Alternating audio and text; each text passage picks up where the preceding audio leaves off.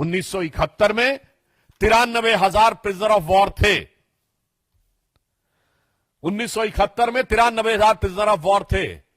फिर भी पीओके क्यों सरेंडर कर दिया? छंब का 160 किलोमीटर का एरिया जीता हुआ क्यों सरेंडर कर दिया? 13,000 किलोमीटर पाकिस्तान के पंजाब और सिंध का जीता हुआ क्यों सरेंडर कर दिया? 54 हमारे सैनिकों को वापस नहीं लिया, उन्हें क्यों सरेंडर कर दिया? 1965 में जीता हुआ हाजी पीर का दर्रा सरेंडर कर दिया। लाहौर से 20 किलोमीटर दूर तक सेना पहुंच गई थी, वो सरेंडर कर दिया। 62 में तो क्या क्या सरेंडर कर दिया। 19 नवंबर 1962 को जवाहरलाल नेहरू का कैनेडी को लिखा गया लेटर है, जिसमें उन्होंने सीधे कहा है कि अमेरिका आकर अमेरिकन पायलट्स हमारी एयरफोर्स को संभाले, जो 2010 में डिक्लासिफाइड हुआ है कैनेडी लाइब्रेरी के द्वारा। 1960 में सिंधु का 80% पानी सरेंडर कर दिया। 1948 में आपने कश्मीर का एक हिस्सा सरेंडर कर दिया। 1947 में मुस्लिम लीग के आगे 1/3 सरेंडर कर दिया। तो राहुल गांधी जी, आपकी पार्टी और आपके खानदान के कारनामे आजाद हिंदुस्तान के कैलेंडरों में सरेंडर से भरे पड़े हैं। और जहां तक हमारे प्रधानमंत्री जी की बात है, बहुत साफ कह देना चाहता हूं, राहुल गांधी जी किसी के आगे सरेंडर कर दें, कांग्रेस ने किया होगा, मगर भारत किसी के आगे सरेंडर नहीं हो सकता। हम विश्व की एकमात्र ऐसी सभ्यता है जो हजारों सालों के आक्रमण के बाद भी आज जीवंत हैं, जिसे आप मानने को तैयार नहीं। हमारे प्रधानमंत्री श्री नरेंद्र मोदी भारत माता के उस शेर की तरह हैं। आपको पता होगा, एक संस्कृत का वाक्य है, नाभिषेको न संस्कारो सिंहस्य क्रियते मृगा विक्रमार्जित राजस्य स्वयमेव मृगेंद्रता। मृगेंद्र शेर के लिए होता है और उसके अंदर स्वयं वो क्षमता होती है। तो हमारे प्रधानमंत्री श्री नरेंद्र मोदी जी भारत मां के शेर अर्थात हमारे नरेंद्र भारत मां के मृगेंद्र हैं।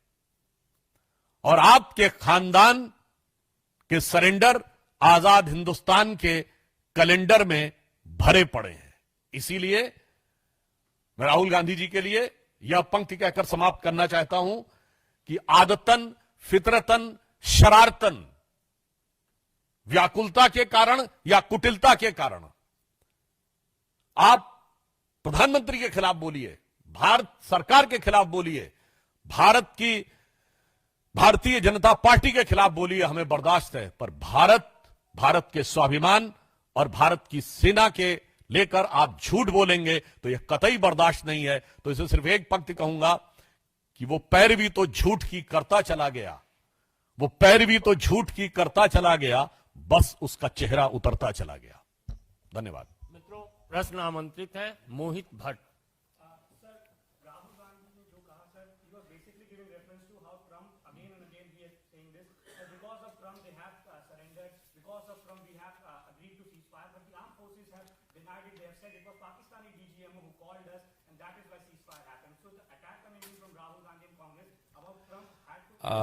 On the issue of US President statement, Government of India has clarified n number of times that there was no third party mediation.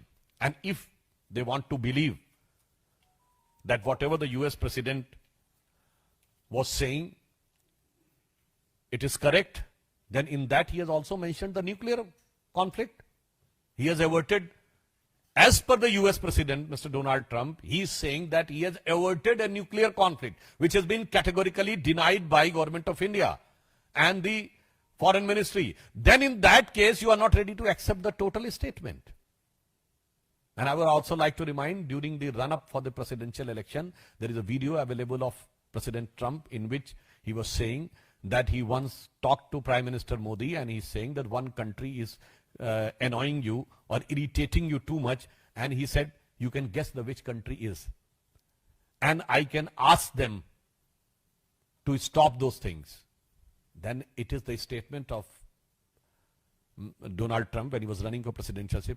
Then Modi ji said, no, we have taught them lessons several times. I will do it, I will do it, I will do it. वैसे राहुल गांधी जी को चूंकि जब वो लोकतंत्र की रक्षा के लिए भी विदेश में जाके अमेरिका से गुहार लगा चुके हैं, तो उन्हें ये ज्यादा नजर आता होगा। इस कारण से इस संभावना से इनकार नहीं किया सकता। वैसे ऑन द लाइटर नोट मैं कहना चाहूंगा, अमेरिका के राष्ट्रपति ने 31 मई को एक और ट्वीट किया है जिसमें उन्होंने कहा है कि Joe Biden was killed in 2020 और जो 4 साल तक अमेरिका के राष्ट्रपति थे, he was a robot clone. तो मुझे लगता है कि कितना भरोसा, बल्कि मैं अमेरिकी सरकार से भी पूछना चाहता हूं कि भाई ये बयान उन्होंने अपने ऑफिशियल जो ट्रूथ करके उनका एक सोशल मीडिया है उस पर दिया है, तो राहुल गांधी इस पे भरोसा करते हैं नहीं? मुझे लगता है इस पे बता दें तो बेटर रहेगा। वैसे इस तरह के बयान देकर मैं एक बात कहना चाहता हूं। पाकिस्तान के प्रधानमंत्री शहबाज शरीफ का रिकॉर्डेड वीडियो अवेलेबल है, जिसमें वो कह रहे हैं 9-10 अगस्त की दरमियानी रात को 2:30 बजे मेरे जनरल आसिफ मुनीर ने मुझे जगा कर ये कहा कि वजीर आजम साहब, पाकिस्तान के कई एयर बेसेस के ऊपर अटैक हो गया है और नूर खान एयर बेस पर भी मिसाइल गिरी है। ये आसिम मुनीर और शहबाज शरीफ दोनों का कबूलनामा है। फिर वो अजरबैजान में भी जाके बोले कि हम तो फजर की नमाज का इंतजार कर रहे थे कि 4:30 के बाद अटैक करेंगे, उससे पहले इंडिया ने अटैक कर दिया रात्रि के तीसरे पहर में ही।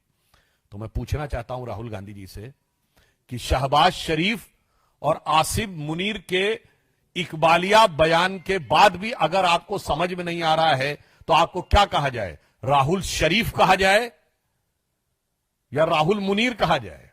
क्योंकि आप तो मुनीर और शरीफ से भी ज्यादा बड़े पाकिस्तान के पक्ष में तकरीर देने वाले नजर आ रहे हैं।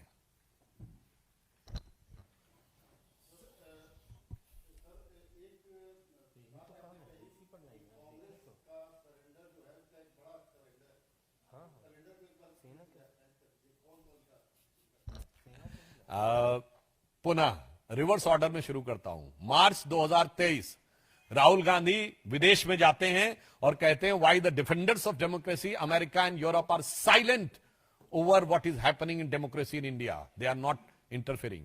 यह था सीधा सरेंडर।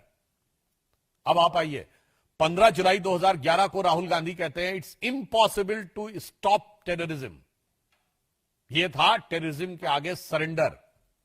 26/11 के मात्र 9 महीने बाद जुलाई 2009 में पाकिस्तान के साथ उस समय की सरकार, मनमोहन सिंह की सरकार, एक neutral destination, again I am री एम्फसाइजिंग, न्यूट्रल डेस्टिनेशन शर्म एल शेख में ज्वाइंट डिक्लेरेशन साइन करती है और वो कहती है टेररिज्म से कंपोजिट डायलॉग प्रभावित नहीं होगा। यह था टेररिज्म की मानसिकता के साथ सरेंडर।